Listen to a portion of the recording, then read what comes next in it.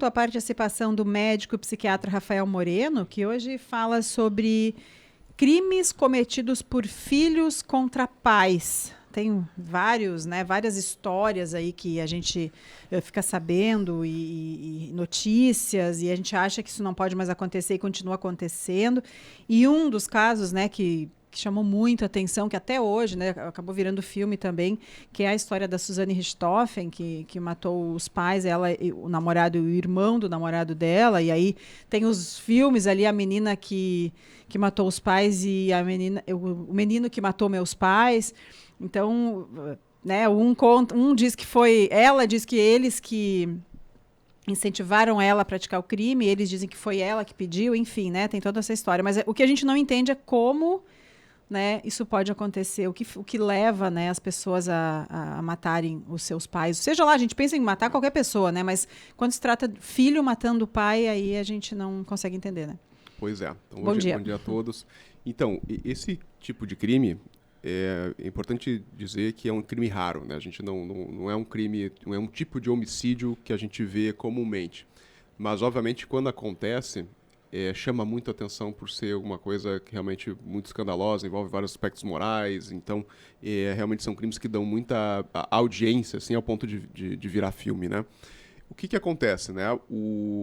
Quando a gente fala de criança e adolescente que comete crime, em geral a gente está falando de crianças e adolescentes com um transtorno chamado transtorno de conduta, tá? O transtorno de conduta é um transtorno que antecede o transtorno de personalidade antissocial, que é o psicopata. Então, antes de virar um psicopata, o indivíduo passa, pelo menos algum período da adolescência ou da infância, com o transtorno de conduta. E dentro deles a gente vê agressividade, a gente vê mentiras, a gente vê furtos em geral nessas crianças e adolescentes e, na pior das hipóteses, aí, a questão do homicídio. E lembrar que a criança e adolescente que manifesta o transtorno de conduta, tá, ela, em geral, passa por questões muito complexas ao longo da vida, principalmente maus tratos. Tá? Boa parte das crianças que têm transtorno de conduta, elas apresentaram maus tratos na infância, elas foram negligenciadas pelos seus pais, elas foram abusadas pelos seus pais emocionalmente, fisicamente ou até sexualmente. Então, esses tipos de maus tratos, numa criança que já é vulnerável, num adolescente que já era vulnerável a ter, e lembrar uma coisa, a genética do psicopata, ela é muito forte. Então, se o indivíduo adulto é psicopata e tem filhos, a chance do filho ser também psicopata ela é alta. Então, a gente vai ver muitas vezes nessas histórias, né, que os pais também não eram santinhos, que os pais também possuíam características psicopáticas. Lembrar que não é todo psicopata que comete crimes graves. A maioria do psicopata, ele vai se aproveitando das situações, é um psicopata mais silencioso, é um tipo parasita, um tipo de pessoa que está sempre querendo tomar vantagem em cima dos outros. Alguns psicopatas sim cometem crimes, tá? E alguns psicopatas sim cometem homicídios, mas a maioria é mais esse estilo. Às vezes a gente, aquela pessoa, né, tanto status, aí descobrem uma coisa tão grave nela, um crime, ela está presa, tá? O psicopata esconde muito bem, o psicopata muitas vezes fala muito bem também, tá? Consegue dar uma enganada muito boa. Então, vamos lá, genética mais criar de forma mal, pode chegar um momento, e sim, que aquela criança adolescente que está predisposto a querer matar seus pais. E muitas vezes, nesses casos, a gente vai ver todos esses ingredientes aí para estourar numa situação dessa. Bom, são dois fatores que independem da vontade dessa pessoa, a genética e a criação e o meio. Como que dá para poder tratar, ou se é uma doença, não é a psicopatia? Como que a gente define essa condição humana? Boa pergunta, Nicolas. Assim, infelizmente a resposta é que o tratamento é muito complexo, tá? A gente não tem muita coisa que melhora, certo? O que a gente sabe muitas vezes é que a criança com transtorno de conduta, adolescente com transtorno de conduta, muitos têm déficit de atenção e hiperatividade e tratar o déficit de atenção e hiperatividade nas crianças melhora muito o comportamento.